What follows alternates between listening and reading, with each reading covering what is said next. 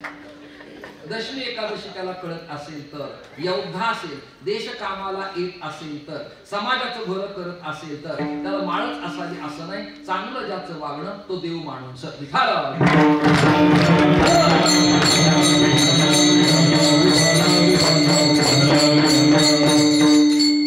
हा मंत्र उमा मातेच्या कानात दिला आणि कानात देत असताना तो मंत्र लिखेज झाला. फॉर एक्झाम्पल, मी प्रत्येक मंडपात कीर्तनाच्या उत्सवात स्पीकरवाल्याला आवाज कमी का करायला लावतो, त्याचे काही कारण आहे, सांगतो तुम्हाला मी. स्पीकर कथा, कीर्तन, गंध, माळ, वेद, धर्म, सनातन, बुक्का, सेंदी, यज्ञ, याग, क्रिया, उपनिषद, भागवत, रामायण ज्या अवलादीला आवडत नाही त्यांना आपला आवाज स्पीकर म्हणून फुकट कानावर जाऊ नये हा माझा भाव आहे. याप्रमाणे क्रोधी अविश्वासी त्याशी बोधकायचा, आपली वाचा अश्रद्धेयानदयम, मूर्खांच्या कानावर तत्वज्ञान आपलं फुकट जाऊ नये. वर्गणी न देणारा, मंडपात न येणारा, बुवा पाहिल्यावर दरवाजा लावून घेणारे जे आहे त्यांना आपला आवाज फुकट जाऊ नये. मंडपातच आवाज आपल्या पुरता असावा. मी एवढे 48-49 वर्ष कीर्तन केले, पण महाराष्ट्रातून मला कुठूनही निरूप आला नाही की महाराज तुमच्या कीर्तनामुळे आमचा उद्धार झाला. अजून कोणाचा निरोप मला आलेला नाहीये. म्हणून आपण आपलाच आनंद लुटायचा. जगाच्या भल्याच्या नादी कृपया न लागणंच उत्तम. आधी आपलं कल्याण करा, मग भिवंडी करा. आपलंच नाही आणि इतरांचं भलं करायला निघाले तुम्ही, शक्य गोष्ट होणार नाही. वेळ मला खूप कमी, 3दा तुम्हाला उच्चार करतो.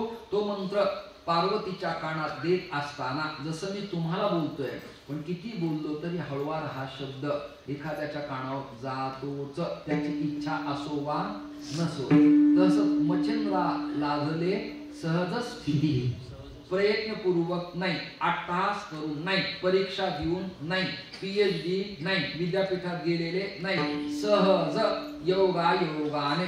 तद्वत एक पाण्यात मच्छी आहे. मच्छ म्हणजे नर, मच्छी म्हणजे मादी. तिच्या गर्भात मच्छिंद्र होते आणि सूक्ष्म रूपानं पार्वतीच्या कानात मंत्र देताना, शंकर बोलताना तो कानावरती आला. मानसशास्त्र असं सांगतं, 5व्या महिन्यापासून गर्भातील बालकाला आई आणि वडिलांची भाषा कळते. जाता जाता शिवचरित्र मला पूर्ण येत नाही, काही अभ्यासक महाराज आहेत त्यांना तुम्ही नितांत प्रेमाने बोलवा. पण मला एक प्रसंग आठवतो. माझी जाऊ गरोदर होत्या आणि किल्लेदाराच्या बायकोने विचारलं, आता माझा आवाज मोठा करा. ओ बाबा जरा जागे राहतो, ज्या ज्या प्रसंगाला जागे राहायला पाहिजे. माझी जाऊनी विचारलं, अगं मला आता किल्ल्यावर काही करमत नाही. आणि किल्लेदाराच्या बायकोने विचारलं, मासाहेब तुम्हाला काय करावं वाटतं, काय करावं वाटतं. किल्लेदाराच्या बायकोला माझी जाऊ म्हणाल्या, अगं मला काय करावं वाटतं म्हणून काय विचारतीस. मळवटभर कुंकुला डाल माझ्या पाठीला बांध, शमशेर म्यान कर, जरे मुकुट बांध, कंबर माझी कसू दे, घोडी इकडे आण, रिकिव्या हातात पायात ठेवू दे, लगाम माझ्या हातात देऊ दे. आणि काटेरी लगाम ओढून त्यांनी एकच गर्जना केली, खाली बसलेले एक म्हणणं नाही बघा, की फक्त म्हणाय पुरते ज्वलंत हिंदू. ताप नाही यांची. बरं झालं शिवरायांच्या काळात हे नव्हते, किल्ले गेले असते. आक्रमण करायची वेळ तमाखू चुना लावायची वेळ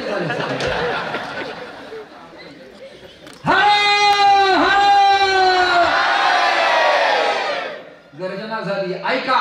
आणि जुन्नर मंतर पट्ट्याच्या सह्याद्री भागात माझी जाऊन प्रदक्षिणा मारली घोड्याला घेऊन. घोडं किंचाळलं आणि मासाहेब खाली उतरल्या आणि जगदंब जगदंब म्हणून भवानीचा नमस्कार केला.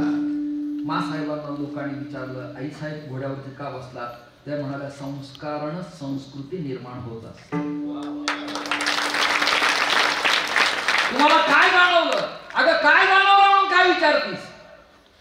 शंभू राजे माझ्या पोटात असताना त्यांनी मूठ ओळवली आणि तलवार हातात घेतल्याचा भास मला होत होता. पापी करप्टेड स्वयाचार्यांना समाप्त करून स्वराज्याचं तोरण बांधणारा आणि अडकेबाज भगवा फडकवणारा पुत्र माझ्या उदरी जन्माला येणार याचा मला आनंद आहे. मी नाहीये म्हणून मी आताच मला वाटणाऱ्या भावना व्यक्त करून टाकल्या लक्षात ठेवा. मी अजून एक सांगतो, तुम्ही काही माझ्यावर फार नाराज होऊ नका, पण मला जे वाटतं ते सांगतो. स्कॅन करताना मागं बसलेला जो वर्ग आहे ना, त्यांचे चेहरे सुस्पष्ट दिसत नाहीत, म्हणजे लख प्रकाश योजना त्यांच्या चेहऱ्यावर असल्यामुळं ते नेमके काय करतात मला कळत नाही. आणि मंडपातून आता एक कुत्र गेलं आणि या बाजूने एक कुत्र भुंकत आहे, त्याचंही मोठं कारण आहे. त्याला वाटतं प्रॉपरचा मी कुत्रा असताना हा बीडचा कुत्रा इथे का आला. आणि त्याची चर्चा आहे, भगवे तरी श्वान सहजवेश त्याचा. म्हणजे माझ्या विनोदाला सुद्धा अध्यात्माची झालं लक्षात.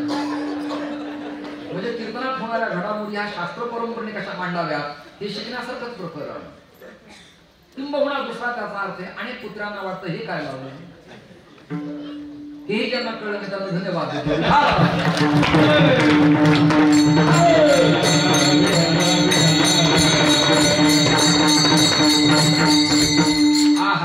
आदिनाथे उपदेश पार्वतीसी केला आणि मत्स्येंद्रे ऐकिला मत्स्य गर्भी, गर्भात असताना श्रवण केला. हा मंत्र कोणता आहे? शिवहृदयीचा मंत्र पै आगाध. शंकराचा मंत्र कोणता? सगळ्यांच्या पाठातला आहे, स्वर द्या. हरी हरी हरी मंत्र हरी वाला, हरी हरी हरी मंत्र हरी वाला, हरी हरी हरी मंत्र हरी वाला, हरी हरी हरी मंत्र हरी वाला.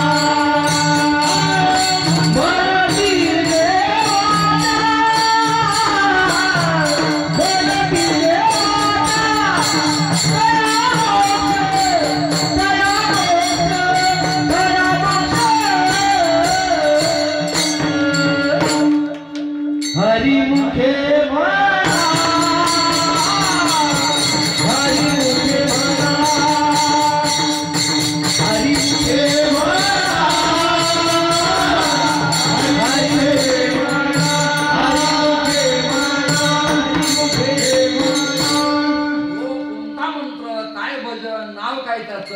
ज्ञानोबारायांचं स्कॅनर, ज्ञानोबारायांचा कॅमेरा, ज्ञानोबाराची दृष्टी किती सूक्ष्म आहे.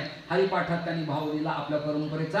हरी हरी हरी मंत्र हा शिवाचा. कोणाचा मंत्र आहे? कोणाचा मंत्र आहे? आपण म्हणतो हरी हरी हरी, त्याला काय उठता बैसता हरी बोला, पण हा मंत्र इतका सोपा नाही. कुणाचा आहे? शिवाचा आहे. शंकराने जो मंत्र म्हटला तो आपल्या वारकरी संप्रदायात आराध्य मंत्र आहे. लक्षात श्रेष्ठ मंत्र आहे. रूह हरती पापा, आणि पापाचं क्षालन हरी नावाच्या संस्कारानं होतं. त्यामुळे हरी शब्द अत्यंत महत्वाचा आहे. हरी हरी हरी मंत्र हा शिवाचा. म्हणती जे वाचा परिणाम आहे त्या मोक्ष, मोक्ष प्राप्ती होती. वारकऱ्यांना मोक्ष आणि मुक्ती नाकारलेली आहे. तरी ज्याला पाहिजे असेल त्याला मोक्ष मिळतो. मोक्ष आम्हा घरी कामारी हे जासी.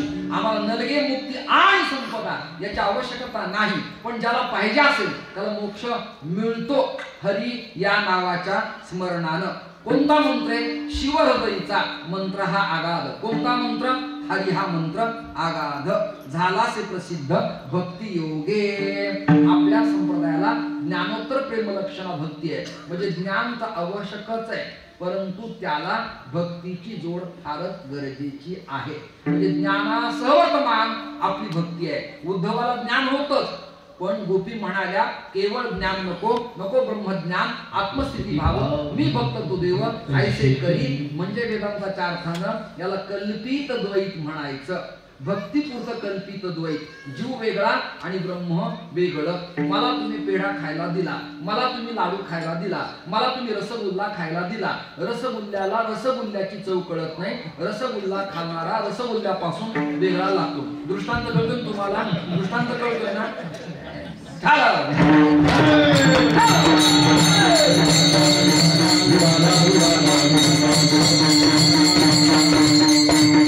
पदार्थाला पदार्थाची चव कळत नसते. पदार्थाहून वेगळा कुणी असेल तर त्या पदार्थाची किंमत कळत असते.